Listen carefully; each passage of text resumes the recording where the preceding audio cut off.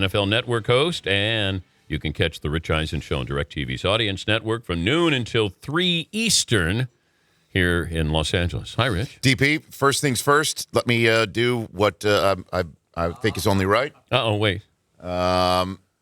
It is regifted champagne. Yes. That says, right? Isn't that apparently what Will Ferrell says all future guests of the show this week should give you? Yes. Josh Duhamel was the first to re-gift. Oh, is he really? He took champagne out of his refrigerator. Okay. And then he just put a bow on it and then Well, brought there's it in. another one for you right there, Dan. It's sort of like a mini bottle. That is very nice. Somebody may have given this to Susie and I out of their hotel bar fridge to give to us. Because it's not a full bottle of champagne. No, it is not. No, it is not. Yeah. But that's what regifting's all about, don't you think? It's like a travel size. It is true. I like that. Well, we call it fun size. Yeah. It's fun size. Yeah. It's a fun size. So, but happy birthday again, DP. Thank you. We had a great time. It was a fun time. How would you recap dinner when we were at Craig's in Hollywood? Recap it. Sunday night. Mm-hmm. Now, you go to Craig's in Hollywood. You're used to seeing celebrities there. We are used to seeing people there that we know. And we've been there with you before. It's a great spot. And you were there already first, which is early. Good for you. Yeah. Because I've been to birthday parties where we've beaten the people who we're feting to the spot, and we're habitually late people ourselves. Yeah. So you being there with your two lovely daughters was great. And then there was an ordering sort of situation where nobody really knew, are we going off the menu? Yeah. Is it a prefix situation? Yeah, I didn't know. And that's when Susie got up, took things charge over to basically say, like, let's figure out what we're all ordering, so let's get us out of here, mindful of your call time the next day. So all that said, it was a great night overall. But I think Sandler was itching to eat, get home. Yes. Yeah. And he described this scenario at home where he's in the pool with his daughters and convincing his wife to jump in, take off her top, and jump in. Mm-hmm. And then he realized he had to get on the road to come over to my birthday party. So then I see his wife. At the movie premiere. We all did on Monday. And all we're thinking is Sandler goes, yeah, I told Danny you had your top off and you jumped in the pool. Mm-hmm. So you can't help but look at his wife and you're thinking of her jumping in the pool topless. Yeah. Which is kind of a weird thing. And so folks I wanted to make a toast.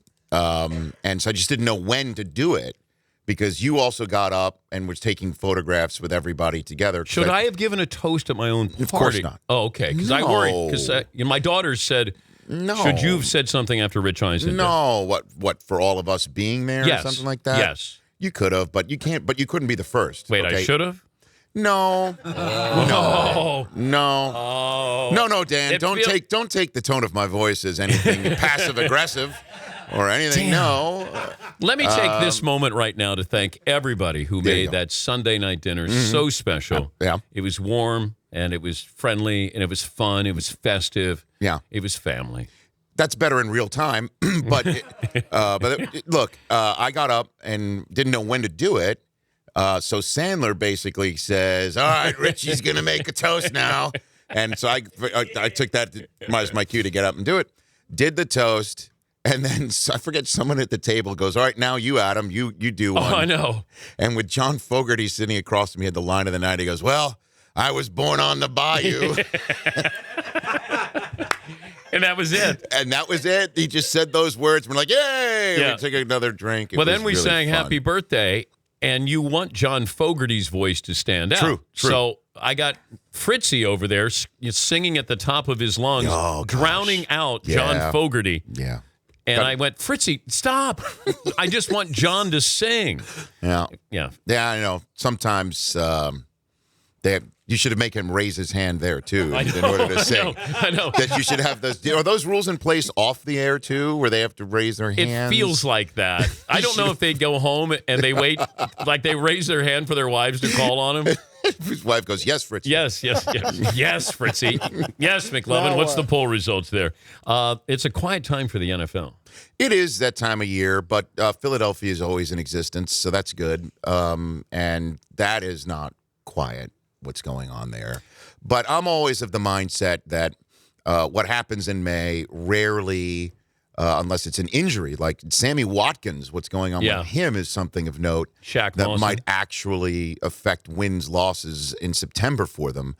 But what's going on with Bradford right now, what happens in May, stuff like that, absolutely can die down by the time kickoff happens on the first Sunday, September 11th, which is against RG3 in Cleveland, too. That's going to be an interesting week one, under-the-radar, sneaky good game, Cleveland and Philly. And by the time that all happens, it'll die down. But the first interception, the first incomplete pass, the first airmailed wide-open guy, that's when that chicken can come home to roost and make things a little bit more difficult. Michael Bennett, the Seahawks defensive end, said on Tuesday, he's not shot. I just almost threw up. He was telling ESPN in Seattle, I can't believe Sam Bradford is complaining about making $40 million the next 2 years because he actually has to compete for a position. This guy right here definitely sets a bad tone for what a player should be. Now, what that is right there, if I may interpret, is a defensive player, or a lot of players, non-quarterbacks, all feel that quarterbacks aren't held to the same standard as every other position player on the field where they have to compete for a gig. Doesn't matter how many sacks you have. 1 year, Dwight Freeney's a perfect example. Last year he had 8 sacks. He had an incredible season. He had one of the more crucial plays for Arizona in the regular season when he strip-sacked Teddy Bridgewater at the end of a Thursday night game that was a lot closer than people expected. He's on the street right now, and he has to go ahead and compete for his job this year. And so Michael Bennett and everybody else who is not a quarterback in the NFL, when they see something like this with Sam Bradford, they get real pissed off. And you're seeing that on his sleeve right there, for sure. Yeah, I never understood the advice that Bradford got. I understand that you want to get out because you realize the future is just coming in. But if you're Sam Bradford, have you earned that kind of cachet? What absolutely was happening, and without question, what they were trying to do was get him to Denver. Yeah. That's it. Because you could just survey the scene, which I'm sure Tom Condon and Sam Bradford did. Like, let's survey the scene. Where can you wind up? Oh, there's a job opening with the defending world champs where there's a quarterback-friendly coach and general manager and team president. Let's try that one out. And the public complaints, even though it does bring the criticism and the slings and arrows from fan base and Michael Bennett's of the world, he did, with all of that, Condon and Sam Bradford get John Elway to pick up the phone and call Howie Roseman. That phone call happened. Now, obviously, the Eagles wanted too much, and it didn't happen, and it left him now open to the slings and arrows of having to return to Philadelphia. But that was the goal. Give it a shot. See if you can wind up, because Carson Wentz, that clock's ticking now. We all know it. He knows it. Philadelphia knows it. Clock's ticking now. And it's definitely going to start ticking louder after this season. So Bradford has one season in which to ball out, and that's what everybody sort of rightfully also targets him for criticism is, go ahead and compete. Yeah. You can write your own ticket next year, but you can't blame him for kicking the tires on the Denver Broncos. Could have done it better. McLevin. Isn't there a way to do that behind the scenes in the NFL? Don't they? I figured powerful agents could do that. Let me take a break, and then I'll have Rich answer that. But I agree. 2 segments? Of course. All right. DP. 2 segments. That's by the way, that is understood. Oh, 2 segments? With you and I. Yeah, it's understood. You don't have to. Yeah, it's totally okay, understood. I just want to make sure. I didn't know if you had things where you had to be places and do things. No, you mean like my show? Yeah, your show coming up. Yeah, no, I'm good. Okay. I'm prepped. I'm ready to roll. Please. Okay. I'm good. No, I'm not a passive-aggressive individual. I'm fired up. I'm excited to be here. 2 segments. Why is it suddenly turned awkward right now? I don't know. I didn't mean it to. It's all good. If I said, hey, we'll come back, and then you would say, oh, you just assume that I have nothing else going on? Never. No, I love doing this show. I love being How about here. 3 segments? Now you're pushing it. Okay. Now you're pushing it, brother. You did bring champagne. I did. I heard that on the way into work Is yesterday. somebody going to bring Miller the champagne of bottled beers? Is somebody going to do that? Get around it? I forgot that's the champagne of beers. Champagne of bottled beer. I forgot that. I remember drinking that when I was younger, and I was like, damn, this is really good. Because they tell you it's really good. It's the champagne of bottled beer. Oh, it's so good. I got another stat of the day before I get to Rich Eisen. I just gave you a Clayton Kershaw one, 22-1 ratio for strikeouts to walks, which is on pace to double the all-time record set over 100 years ago. Or they've been, charting this for 100 years. Kevin Love has played in 13 playoff games during his career. He's won all 13 playoff games. But that's not the record. One of the great dancers of all time is the guy who played in the most consecutive winning playoff games. Anybody want to take a guess? One of the great dancers of all time. Yeah. Rich, if you want to weigh in, you can. One of the greatest dancers, like actual dancing. He's probably known more for his dancing than his playing. Gregory Hines was never in the NBA. He was not. Well, check, but I don't. He's not the answer here. This guy played in the most consecutive playoff games. Ray won. Yes. Who was Fred Astaire? Fred Astaire is not correct. Who is Croatian big man Mikhail Baryshnikov? No, that is not true. He's not a big man either. No, he's not. I think maybe he was wearing padding, but I thought scrappy. he was a big man. Diminutive. Yeah. The answer is Mark Madsen. Mark Madsen. Oh. The Lakers, Mark Madsen. Known for his dancing, not his playing. You threw us off with the dancing. Yes, I did. Threw us off. Yeah. Rich Eisen joining us from the NFL Network. The Rich Eisen Show coming up after this show on DirecTV's Audience Network. Yes. That's from noon until 3. McLovin, you did have a point to make to Rich before the break. Well, I was wondering, Rich explained why that the Sam Bradford's can't put out that he wanted a trade, so the Broncos would call. There aren't secret channels, and honestly, why can't Tom Condon just call John Elway, say he's calling about another player? I figure tampering probably happens all the time. Sam Bradford is under contract with the Philadelphia Eagles. His agent just can't be calling up other teams saying, why don't you go try and trade for him? Well, it's just not the way it works. But they did talk. What, the Eagles and Bradford? Elway could pick up you could pick up the phone and call anybody about it. You could call the Patriots right now and say, what do you want for Tom Brady? Right? But why in the world would somebody pick up the phone? Yeah, but that's not tampering. So what? You've now you could say, I want to trade. I demand a trade because I'm very unhappy, and let everybody know. And that pisses off the Eagles because now you get 50 cents on the dollar. But that's just the way that, the game's got to be played. You got to raise a public stink in order to do something like that. I mean, could you do it behind the scenes maybe? Like leave somebody a note somewhere and say, check this box if you're interested in the client. I mean, I guess you could. Look, it was inartful, that's for sure, but it did serve the purpose. And when it all comes down to it, Sam Bradford throws 3 touchdowns, no picks against the Cleveland Browns, and they're 1-0. It's all good. But at some point, there will be some struggles, and it might make things more difficult. And if Bradford's got a thick enough skin, he'll be able to survive it. But right here and now, it all started with you saying it's quiet in the NFL, and that's basically the only thing that's going on right now. Yeah. You're right. Yeah. But something will happen. It always does. It's just we were talking on my show the other day when Reggie Bush was on that there are no unwritten rules in football in the same way with baseball. With this whole Odor, Bautista unwritten rule breaking extravaganza where the bat toss led to a late hitting of somebody. That was a problem. They hadn't have a problem with the retaliation. They had the problem with the timing of the retaliation. In the same way that I'm hearing on the way that you driving in that you were talking about the makeup here, Paul, like it's too late during the week on Friday. Right. Like you should just do makeup in the first opportunity in the same way that you should hit Bautista first opportunity. Great comparison. That's what I'm saying. If it's Friday's too late. Yeah. It's too late, right? And now so that's an unwritten rule of makeup that I guess you were pointing out that there's no football. There's really no. What about celebrating in the end zone? That's the Cam Newton. What was going on this year was sort of an unwritten rule of football. You don't run around at the end of the third quarter trying to fire up your crowd when you're up by 3 scores. That's kind of the only thing that's out there. But baseball, this whole Odor Bautista thing is confused me. Like because now it's when they face each other again, when Odor gets in the batter's box, he'll be hit. Don't you think? Or is it now really over between these two teams? Is it over now? No. I don't think so.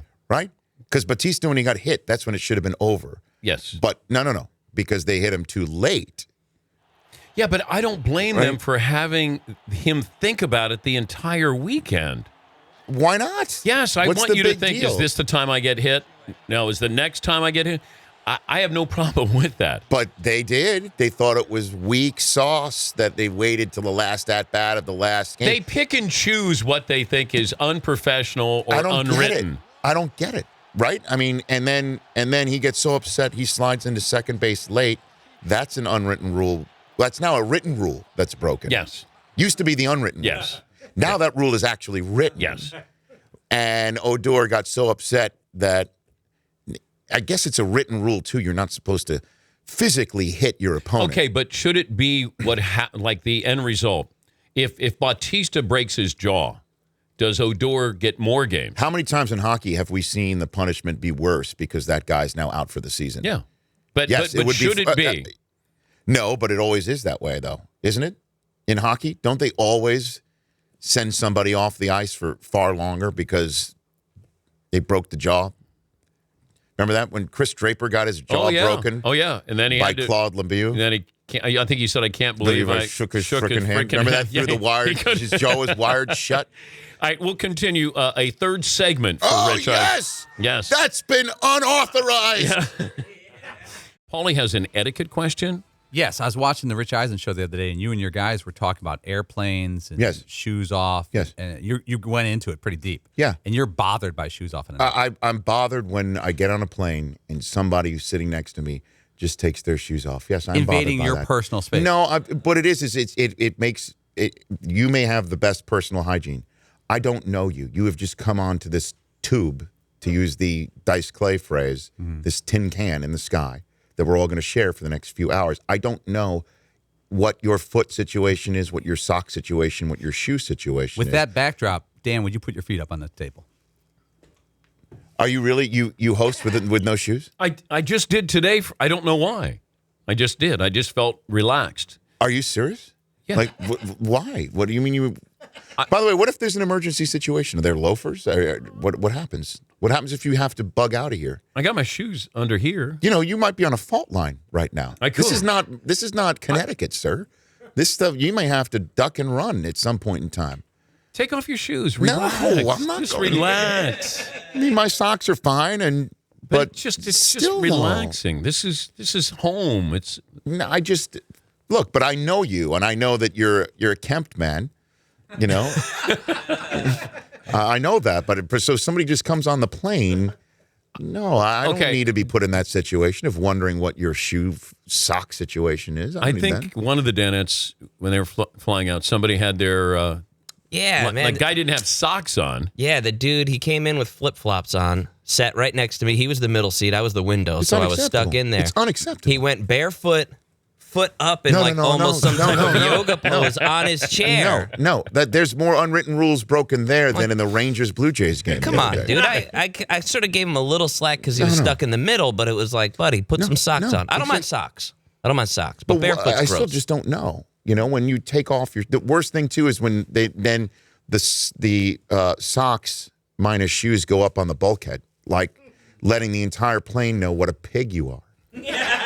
It's like, hey, Yes, Fritzy. Yeah. Pardon the pun, but do you make a stink at that point and give him a dirty look? Gosh, how do you deal with this every day? I love you, Do you wave down the flight attendant and go like, what's with this guy? I'm not going to sit here. I demand... you don't. I don't do call button. No. But can't you go to, you can go to the flight attendant. Can't you? Can you rat on But it? don't know that it's you. You got up and all of a sudden you're coming back and someone's now complaining. Well, how could it not have been you complaining? Well, one time I did. What's worse? You want to be the guy who complained, or you want to sit next to the guy who's got a yoga pose and he's barefoot? Like, I guess I'd rather be the guy seated next. It's always awkward when you're that close to somebody for 5 or 6 hours. Right. I mean, you're right next to them. Well, I went one time. Somebody was trying to put their baby to sleep on a plane in the bulkhead right in front of us on an airline that rhymes with Met Flu. And I asked the lady, would you mind trying to calm your baby down in the bulkhead about 10 rows back? Because we're trying to put our baby down right here. Ooh. And I just went to her and said, would you mind? She said, no problem. But then I turned around and then the husband stood up, stared right at me. Go time? It was going to be go time. And I just decided to just say, look, he goes, next time you speak to me, I'm like, I just went up directly to the source, if that's okay. And he said the words, keep it up. You're going to lose. Wow. At 35,000 feet. And I thought to myself, is this out of the Van Damme oeuvre? Like on some like plane movie that I missed? Did you take your cardigan off and say, let's go? No. I put my shoes back on. I took my Prada loafers. That's right. And I was going to hit him with my Prada loafers. I'm going to take my Italian shoes and no, I just sat down at that point. I diffused as much of the situation as I could. How much time do we have, Seton? A little more than 30 seconds. Oh, who's coming on the show? The funny Nick Swartzen. Nick coming on the show. Swarty, yes. We saw him Monday night. He and Eddie Olchuk. Eddie Olchuk coming on. Yeah. We'll talk some hockey and some horses, some ponies. Absolutely. Ponies. Absolutely. He knows what he's doing. That's today. Yeah. He might be able to give you like a trifecta or something. And then you on Friday. Friday I'm coming by. Now, does this mean I get a third segment with you now? Quid pro quo? No, you get 2 segments. You got 1 segment. Let's see how 1 segment goes. Okay, thank you. Kind of have to earn a second segment. Both of us do. All right. He's Rich Eisen. The show comes up at noon Eastern here on DirecTV. Audience Network. The Dan Patrick Show, weekday mornings on Audience.